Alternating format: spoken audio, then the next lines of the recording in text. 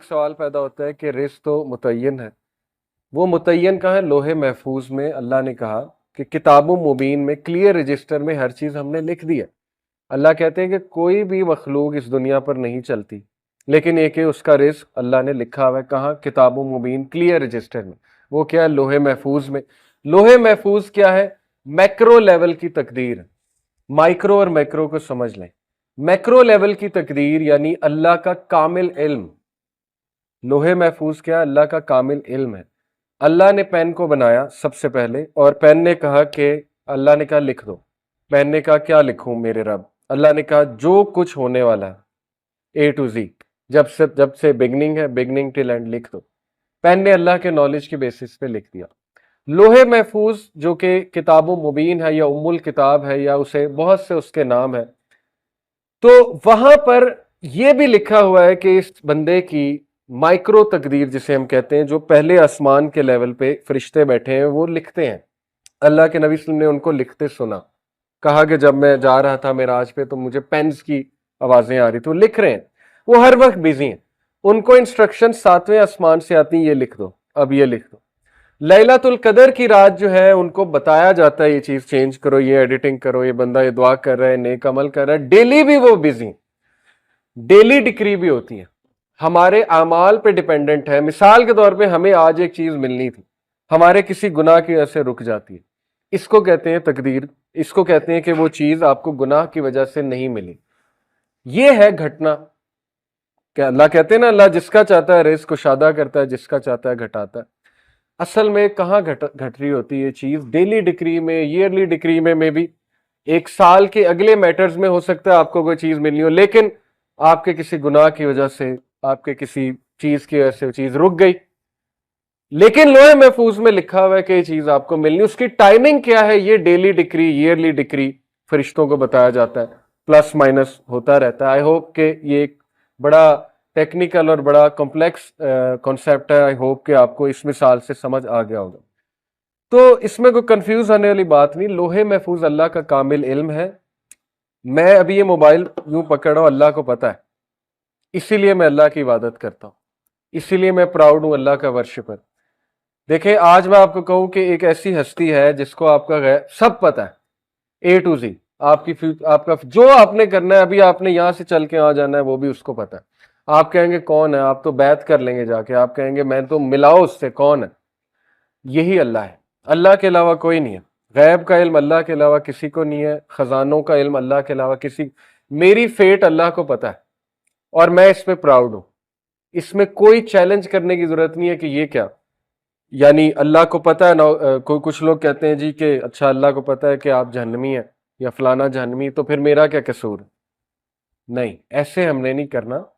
اللہ کو پتہ ہے، یہ اللہ کا علم ہے، اور وہ ہمارا رب ہے، اور اسی لیے وہ رب ہے، اسی لیے اللہ سبحانہ وتعالیٰ اومنی پوٹنٹ ہے، اسی لیے وہ سب سے زیادہ پاورفل ہے، العزیز ہے، الحکیم ہے، وہ خدا ہے، وہ رب ہے، وہ گاڈ ہے، اللہ ہے، وہ اللہ، اور اللہ جیسا کوئی نہیں ہو سکتا۔ اس لیے بی پراؤڈ کہ آپ اس رب کی عبادت کرتے ہیں جس کو سب پتہ ہے۔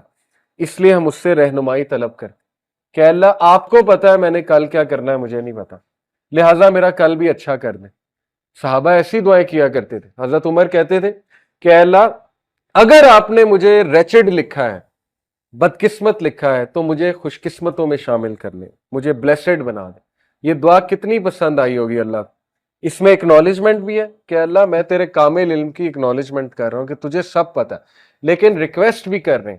اللہ کو یہ دعا کتنی پسند ہے، اور چینج ہوتی ہے، دعا سے چیزیں چینج ہوتی ہیں، لیکن اللہ کے علم میں ہے کہ یہ دعا بھی کرے گا اور چینج بھی ہوگی، اسی لیے توفیق بھی اس سے مانگنی چاہیے۔ یہ اس لیول کے کانسیپٹس ہیں کہ اگر ہماری نوجوان نسل اس کو سمجھ لیں تو اللہ سے وہ تعلق بنے گا کہ آپ سوچ بھی نہیں سکتے۔ اللہ سے کبھی جدا ہی نہیں ہوں گے، وہ ہر میٹر میں اللہ کو شامل کریں گے۔ جتنا آپ اللہ کو جانیں گے، آپ کا اللہ سے تعلق خوبصورت سے خوبصورت ہوتا جائے گا۔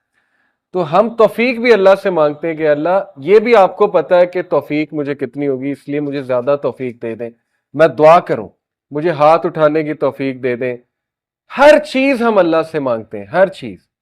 اور دیکھیں کنفیوز ہونے کی کوئی ضرورت نہیں ہے، سمپل۔ جو بھی قرآن میں، حدیث میں کانسیپٹس ہیں نا، تقدیر کے، رزق کے، ان کو ہم نے کس روشنی میں دیکھنا ہے؟ سنت کی روشنی میں، کہ اس کی پریکٹیکل مینیفیسٹیشن کس شخص نے کی؟ رسول اللہ نے۔ پریکٹیکل مینیفیسٹیشن کیا ثابت ہوتی ہے سننا سے؟ سب سے زیادہ قرآن کسے سمجھ آیا؟ اللہ کے نبی کو۔ سب سے زیادہ اللہ کسے سمجھ آیا؟ اللہ کے نبی کو۔ انہیں کیسے سمجھ آیا؟ انہیں بھی پتا تھا رزق پری ڈیسٹنڈ ہے، پتا تھی یہ بات، انہیں بالکل پتا تھی، لیکن ان کا عمل کیا بتاتا ہے؟ ہجرت جب کی، ہر طریقہ اپنایا کہ نہیں اپنایا؟ راستہ ریسرچ کیا کون سا اچھا ہے؟ بالکل ریسرچ کی۔ بیک اپ پہ حضرت علی کو بیڈ پہ سلایا، بالکل سلایا، وہ طریقہ بھی اختیار کیا۔ راستے میں جو کھانے پینے کا بندوبست تھا وہ بھی کیا، بالکل کیا۔ ساری ریسرچ کی، بالکل کی۔ غزوہ خندق کی مثال نے، بہت سی مثالیں ہیں، میں چند ایک دے رہا ہوں۔ اسباب اختیار کیے، بالکل کیے۔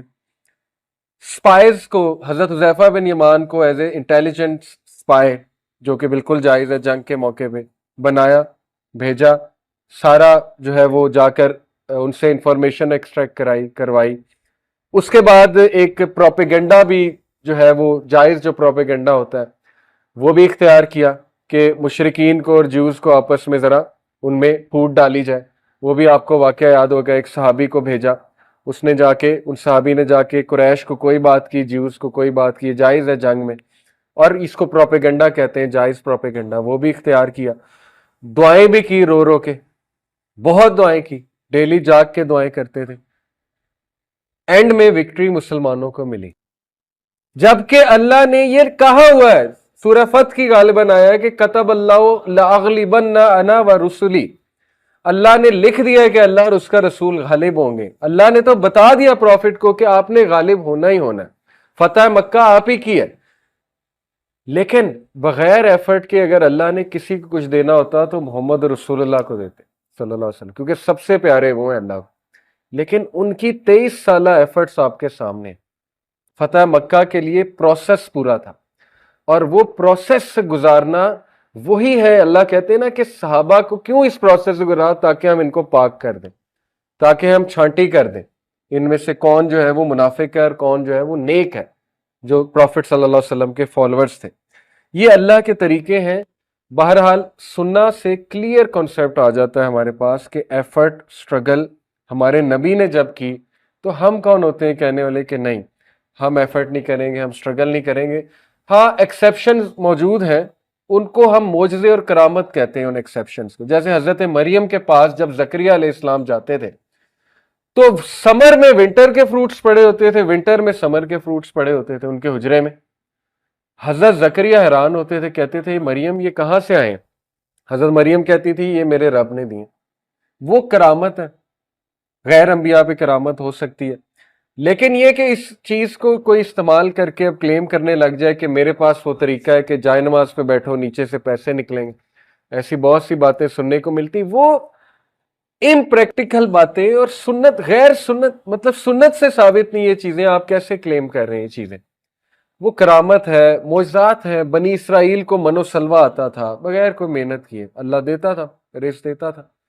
پھر وہ حدیث پہ آپ غور کریں، اللہ کے نبی صلی اللہ علیہ وسلم نے فرمایا، یہ حدیث میں ذرا ایگزیکٹ آپ کو کوٹ کر دوں کیونکہ اس میں ایک بہت زبردست کانسیپٹ ہے۔ اللہ کے نبی صلی اللہ علیہ وسلم نے فرمایا، ترمذی، ابن ماجہ، احمد، مسند احمد کی حدیث ہے، صحیح حدیث ہے، if you were to put your trust in Allah as you should, you would be given provision like the birds. اگر تم اللہ پہ توکل کرو جیسے توکل کرنے کا حق ہے تو اللہ ایسے ہی رزق دے گا جیسے چڑیوں کو دیتا ہے۔ They go out hungry in the morning and come back with full bellies in the evening. اس میں کی ورڈ کیا ہے؟ They go out. They don't sit. یہ نہیں کہا وہ بیٹھی رہتی ہیں اور بیلی فل ہو جاتی ہیں، کیا کہا؟ They go out. یہ کی ورڈ ہے، going out. ہاتھ پیر ہلانا آپ کا کام ہے، رزق آپ کو تلاش کرنے کا، وہ آپ کو ڈھونڈ رہا ہے، وہ کیا پتہ نہیں کہاں ہاتھ پیر ہلا کے ملنا ہے، یہ اللہ نے جو ہے وہ آپ پہ چھوڑا ہے، ہاتھ پیر ہلاؤ۔ اس حدیث سے بہت کلیئر جو ہے وہ کانسیپٹ آ جاتا ہے۔